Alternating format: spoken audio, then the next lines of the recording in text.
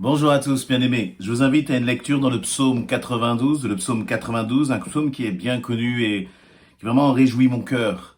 Et qui nous dit ceci, psaume cantique pour le jour du sabbat. Il est beau de louer l'Éternel, de célébrer ton nom, ô Très-Haut, d'annoncer le matin ta bonté, ta fidélité pendant la nuit. Et sur l'instrument à 10 cordes, sur le luth, au son de la harpe, tu me réjouis par tes œuvres, ô Éternel. Et je chante avec allégresse l'ouvrage de tes mains, que tes œuvres sont grandes, ô Éternel, que tes pensées sont profondes. L'homme stupide n'y connaît rien, et l'insensé n'y prend point garde. Si les méchants croissent comme l'herbe, si tous ceux qui font le mal fleurissent, c'est pour être anéantis à jamais. Mais toi, tu es le Très-Haut, à perpétuité, ô Éternel. Car voici tes ennemis, ô Éternel, car voici tes ennemis périssent. Tous ceux qui font le mal sont dispersés, et tu me donnes la force du buffle. Je suis arrosé avec une huile fraîche. Mon œil se plaît à contempler mes ennemis, et mon oreille à entendre mes méchants adversaires. Les justes croissent comme le palmier, ils s'élèvent comme le cèdre du Liban. Plantés dans la maison de l'Éternel, ils prospèrent dans les parvis de notre Dieu. Ils prospèrent dans les parvis de notre Dieu, verset 15. Ils portent encore des fruits dans la vieillesse. Ils sont pleins de sève et verdoyants, pour faire connaître que l'Éternel est juste. Il est mon rocher et il n'y a point en lui d'iniquité. Amen, amen. Voilà donc ce psaume 92, et dans l'après-midi, j'ai eu à visiter une sœur âgée, et puis on a discuté. C'était difficile pour elle, et dans son corps notamment, des problèmes, on va dire des douleurs dans le corps qui sont dues à la vieillesse tout simplement, et puis on a commencé, ou bien on a lu ce psaume ensemble, le psaume 92. Et moi aussi, de mon côté, j'étais fatigué. Puis, en lisant ce psaume 90, on a senti que le Seigneur nous a fortifiés, il nous a renouvelés. Et donc, c'est vraiment avec joie que je veux partager ce psaume avec vous et te dire que le Seigneur te fortifie. Ce qui me surprend et pas qui me surprend, mais qui m'interpelle, c'est le tout premier verset, c'est-à-dire l'entête même de ce psaume qui nous dit « Cantique pour le jour du sabbat ». Au temps de l'Ancienne Alliance, il y avait un jour de repos. Et je me dis, mais c'était dommage en fait, parce que cela signifie que ce psaume-là, il ne le lisait que le jour du sabbat, que le samedi. Et nous, nous sommes dans la Nouvelle Alliance. Et notre sabbat, il est en l'Éternel. Notre sabbat, c'est tous les jours, c'est dans sa présence.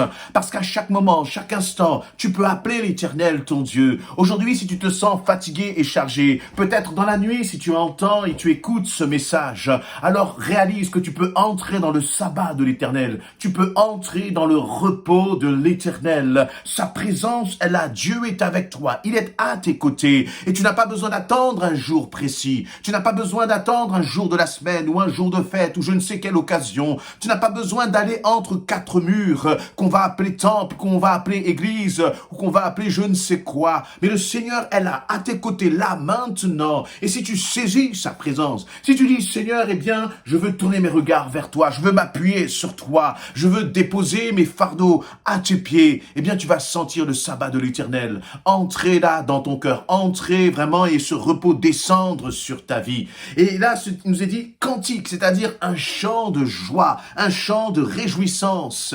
Et je crois que notre vie doit être remplie de chants de réjouissance, quelles que soient les circonstances. D'ailleurs, si l'on réfléchit bien à cela, dans le temps de l'Ancienne Alliance, donc dans le temps où ces psaumes ont été écrits, il nous disait jour du sabbat, c'est-à-dire quel que soit ce qui se passait le jour de ce sabbat, que c'était peut-être un jour de tristesse, que c'était peut-être un jour où il y avait des circonstances favorables dans les familles, peu importe. C'était le jour du sabbat, et donc le jour du sabbat, tu devais proclamer ce chant, proclamer ce cantique. Moi, je crois aussi que c'est la même chose pour nous. C'est-à-dire que, quel que soit ce que tu traverses, proclame le repos de Dieu sur ta vie. Quel que soit ce que tu es en train, les épreuves que tu affrontes, proclame le repos de Dieu sur ta vie maintenant. N'attends pas que les circonstances t'emmènent à adorer, mais plutôt toi, domine sur les circonstances. Réjouissez-vous, la parole nous dit, réjouissez-vous réjouis toujours dans le Seigneur, dans Philippiens. Alors réjouis-toi encore, réjouis-toi dans sa présence.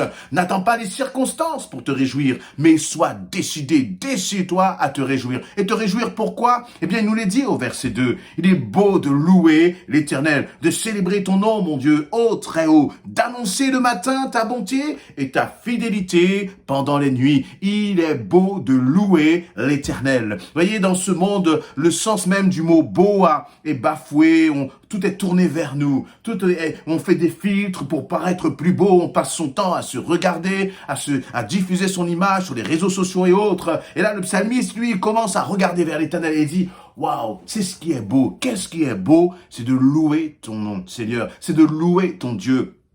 Je veux t'inviter à faire toi aussi ce qui est beau, là où tu es, là où tu te trouves, quelles que soient les circonstances. Parce que quand tu commences à louer l'Éternel, eh bien les ténèbres reculent, les angoisses, la peur, la crainte, comment dire, eh bien tout cela recule. Même si les difficultés sont encore là, eh bien tu vois les difficultés autrement parce que tu les vois avec le regard de ton Dieu. Amen. Et de célébrer ton nom. Célèbre le nom de l'Éternel. Et là, il commence à dire, oh très haut, oh très haut. C'est-à-dire que le Seigneur, quand tu commences à célébrer son nom, lorsque tu commences à le louer, eh bien tu vois, tu réalises qu'il est le très haut. Et je crois que, eh bien c'est lui qui nous élève comme l'aigle justement. C'est lui qui te sort de cette lourdeur et qui rend ton cœur léger. À tel point qu'il nous a dit au verset 3 que, eh bien c'est cet état de cœur, cette mentalité qui va nous permettre d'annoncer le matin ta bonté. À quelle heure est-il au moment où tu regardes, où tu entends cette vidéo? Je ne sais pas quelle heure il est, mais peu importe, le matin annonce la bonté de l'Éternel. C'est-à-dire que la journée n'a même pas encore démarré, mais toi, tu annonces déjà la bonté et tu l'annonces par la foi. Tu proclames par la foi l'amour du Seigneur. La bonté de l'Éternel, ça ne veut pas dire que tout va bien se passer. Ça ne veut pas dire que tout va aller dans ton sens. Mais quel que soit ce qui va se passer dans la vallée de l'ombre de la mort, toi, tu proclames, Seigneur, tu seras toujours avec moi. Et je crois que cela, tu peux le proclamer avec assurance. Même si tu sens que la journée va être difficile, même si tu sens que les choses vont être tendues, peu importe, le Seigneur est bon au-delà des circonstances. Et ça, c'est une réalité. Et sa bonté, la bonté du Seigneur, ce n'est pas seulement une caractéristique, du Seigneur. C'est une manifestation du Seigneur à travers, justement, son cœur. Il manifeste sa bonté. Il y a toujours quelqu'un qui est au bénéfice de la bonté de l'Éternel. Cette bonté, elle a un impact, elle a un effet. Et pour qui? Eh bien, elle a un effet pour ta vie si tu annonces la bonté de l'Éternel. Et réveille-toi en disant, Seigneur, je te remercie parce que tu es bon. Je réalise que tu es bon. Amen. Notre Dieu est bon et nous sommes ses enfants. Donc, en tant qu'enfant de Dieu, tu es au bénéfice de sa bonté. Mais peut-être que tu écoutes cela et tu te dis, mais je ne connais pas ce Dieu dont il parle. Moi, je ne connais pas cette bonté. Ma vie est si difficile. Je me sens abandonné. Je me sens trahi, rejeté, mal aimé. Eh bien, accepte Jésus-Christ. Accepte de rencontrer ce Sauveur dont je suis en train de parler. Accepte de dire simplement, eh bien, oh Jésus, je ne te connais pas, mais je sens un vide dans ma vie. Je sens que j'ai besoin de quelque chose d'autre, que ni l'argent, ni les possessions, ni toutes les vanités, les futilités de ce monde n'arrivent à combler ma vie. Mais j'ai besoin de me lever et de réaliser que je suis aimé de Dieu. Je crois que si tu fais cette prière avec vraiment sincérité, avec foi, eh bien, tu vas voir Jésus-Christ se révéler à toi. Parce que Jésus ne demande qu'une chose, c'est de se révéler à ton cœur. Je continue sur ces quelques versets. C'est annonce sa bonté pendant le matin et la fidélité pendant la nuit. Pourquoi? C'est logique. Si tu commences ta journée par la foi, en disant, Seigneur, je te remercie pour ta bonté. Je te remercie pour tout ce que tu vas manifester. Je te remercie pour ta grâce et ta paix. Je crois en toi. Je place ma confiance en toi. Seigneur, guide et dirige mes pas durant cette journée. On entend tant de choses, tant d'actualités qui peuvent nous perturber. Mais moi, je marche avec assurance parce que mon Père est avec moi. Je crois que si tu fais cette prière, pas en répétant les mots que j'ai cités, mais simplement avec ton cœur, en plaçant ta confiance dans le Seigneur, eh bien, la nuit, tu célébreras son nom, tu regarderas, tu feras le bilan de ta journée et tu diras, eh bien, ta fidélité, Seigneur, s'est manifestée encore aujourd'hui. La fidélité de l'Éternel, ce n'est pas une fidélité qui se manifeste seulement le dimanche, seulement un jour précis, mais c'est une fidélité qui nous suit, qui nous poursuit même, parce que le Seigneur nous poursuit dans son amour. Il ne veut pas s'éloigner de toi, mais il veut rester attaché à toi. Et puis il nous est parlé là ensuite sur l'instrument à 10 cordes, sur le luth, au son de la harpe. Eh bien, je profite là pour dire, voyez, notre Dieu, eh bien, la musique célèbre son nom, les musiciens, la louange célèbre son nom. Et je veux bénir, je veux profiter pour bénir aussi tous ceux qui ont un appel justement pour servir Dieu dans ce domaine. Voilà, ne vous découragez pas, mais soyez fortifiés, soyez renouvelés, réalisez qu'à travers, eh bien, les dons, les talents que le Seigneur vous donne à travers, et lorsque la vie de l'Esprit, le Saint-Esprit commence à embraser ses dons et ses talents, c'est le peuple de Dieu qui est encouragé à célébrer le Roi des Rois et le Seigneur des Seigneurs. Verset 5, et je vais terminer parce que, eh bien, on aurait tellement de choses à dire. Eh bien, je voudrais même vous terminer ce psaume devant le Seigneur, vous mettant au pied du Seigneur et en continuant de lire ce psaume, en disant, Seigneur, je veux te louer. Et vous allez voir combien le Seigneur va vous remplir. Verset 5, je termine avec ce verset. Tu me réjouis par tes œuvres, ô Éternel, et je chante avec allégresse l'ouvrage de tes mains. Je crois que pendant que je suis en train de lire ce psaume et que le Seigneur nous parle, je crois vraiment que c'est peut-être le temps pour toi, si tu n'as pas été baptisé du Saint-Esprit, justement de prendre ce psaume, de commencer à te mettre à genoux devant ton Seigneur, de commencer à raconter les merveilles de ton Dieu, de commencer à te remémorer la fidélité de ton Dieu. À chaque fois que tu étais dans une impasse et qu'il a ouvert une porte pour toi, il a ouvert une fenêtre pour que tu puisses t'en sortir.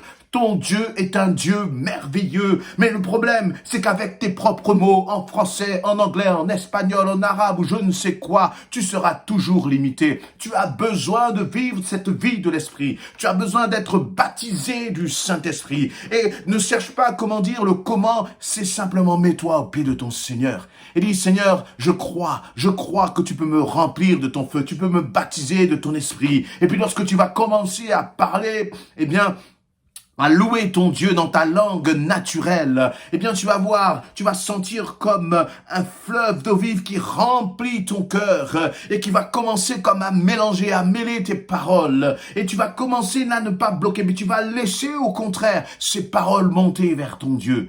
Et tu verras que, eh bien, tu vas être baptisé du Saint-Esprit. Tu vas commencer à parler dans une langue que tu ne connais pas, que tu ne comprends pas, mais tu vas sentir à travers ce temps-là de louange et d'adoration qu'il y a comme un parfum de bonne odeur, comme un parfum merveilleux qui t'envahit et qui monte vers ton Père. Sois béni, encouragé et n'oublie pas, ton Seigneur, ton Dieu est fidèle. Amen.